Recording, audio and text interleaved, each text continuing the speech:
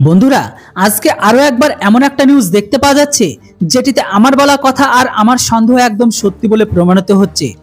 কেননা মুসলিম কান্ট্রিতে কখনো ভরসা করা যায় না, কেননা ইসলামিক দেশগুলো যতই ভারতকে নিয়ে ডঙ্কা বাজাক না কেন, কিন্তু কথা যখন হয় তাদের কোনো কাছের দেশের, তখন তারা তাদের সমালোচনা করতে এক সেকেন্ডও সময় নেয় না।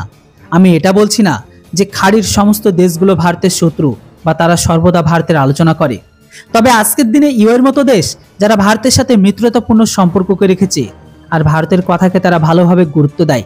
কিন্তু মেন ব্যাপার এখন এটাই, যখনই কথা হয় কাশ্মীরকে নিয়ে, যে তাদের ঝুঁক সম্পূর্ণ কাশ্মীরের দিকেই থাকে। যতই সে সমস্ত লোকগুলো জানুক না কেন কাশ্মীর ভারতের অংশ, কিন্তু এর সাথে সবসময় তারা থাকে পাকিস্তানের দিকে, কেননা পাকিস্তান একটি মুসলিম দেশ। এর দুটো বড় উদাহরণ আমি আপনাদের আজকে দেখাবো, যেটিতে আপনারা আজকে বুঝতে পারবেন যে খাড়ির দেশের ভাইচারা শুধুমাত্র লোক দেখানো। সবার প্রথমে আপনারা এই আর্টিকেলটিকে দেখুন, যেটিতে পরিষ্কার স্পষ্ট ভাষায় লেখা আছে আর্টিকেল 370 ফিল্ম সিনেমা ঘরে ভালো একটা প্রদর্শন করেছে। ঘরের বক্স অফিসে কোটি কোটি টাকা কামিয়েছে এই ফিল্মটি। যখন এই ফিল্মটিকে বাইরের দেশে টেলিকাস্ট করার কথা আসে, তো তখন এই 6টির মধ্যে 5টি খাড়ি দেশ আর্টিকেল 370 ওপর ব্যানকে লাগিয়ে দিয়েছে। তো সেখানে আবার এই মুভিতে কোনো কিছু দেখা হয়নি যেটিতে এই মুভির ওপর ব্যান লাগে। ইউএইকে বাদ দিলে কুয়েত, সৌদি, তুর্কি, বাহরাইন আর কাতার এই ফিল্মটির উপর ব্যানকে লাগিয়েছে। আর এই কারণে আজকের দিনে ইউএই সব থেকে ভারতের ভালো বন্ধু। দ্বিতীয় উদাহরণের কথা বললে সেটা হচ্ছে তুর্কির সাথে যুক্ত।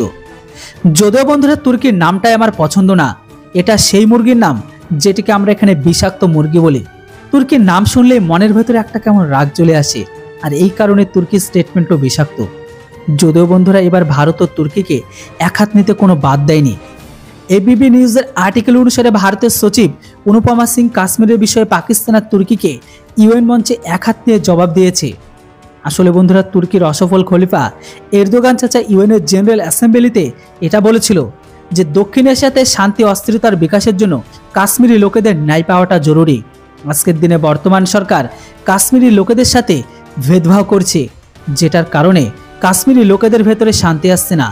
পাকিস্তানের জন্য প্রয়াস করছে, কিন্তু ভারত পাকিস্তানের সাথে কথা বলতে বা টেবিলে বসতে কখনোই রাজি নয়, যেটা একদমই ঠিক নয়, যেটার জন্য ইউএনকে কিছু করতে হবে। এটার উপর ভারতের তরফ থেকে জবাব দিতে গিয়ে অনুপমজি বলেছে, এটা ভারতের একান্তই অন্তর্নিহিত ব্যাপার, এটাতে বাইরের দেশকে কখনোই দখলদার হতে দেব না। এই দেশগুলো স্বয়ং নিজেরাই আতঙ্কবাদীদের সাপোর্ট করে, আতঙ্কবাদী উৎপাদন করে, আর খাড়ির দেশগুলো আতঙ্কবাদীদের লিডারগুলোকে রাখার, থাকার, বাড়ানোর জায়গা দেয়। তারা যেন আমাদেরকে কখনো জ্ঞান দিতে আসে না যে গণতন্ত্র কোন জিনিস। ভারতে এক সরকার, এক অধিকার আর এক সংবিধান, তাই এখানে কখনো কারোর সাথে ভেদভাব করা হয় না।